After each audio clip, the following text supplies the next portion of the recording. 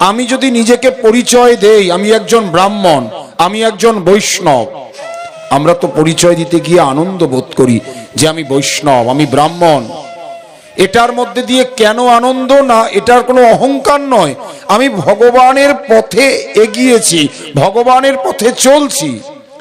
কিন্তু মুখে বললে হবে না আমি ব্রাহ্মণ, মুখে বললে হবে না আমি বৈষ্ণব, আমাকে কাজে দেখাতে হবে আমি সত্যিকারের ব্রাহ্মণ কিনা, আমি সত্যিকারের বৈষ্ণব কিনা।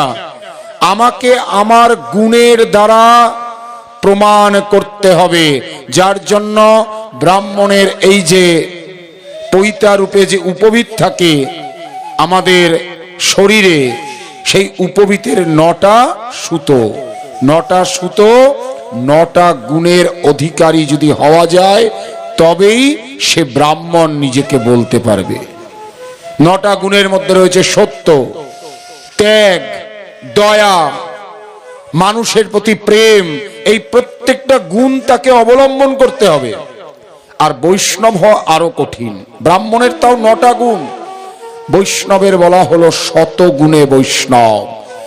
100টা গুণ যদি তার মধ্যে থাকে তাহলে আমরা তাকে বৈষ্ণব বলতে পারি। এই জন্য কলিযুগে বৈষ্ণব সেবার থেকে শ্রেষ্ঠ সেবার কিছু হয় না।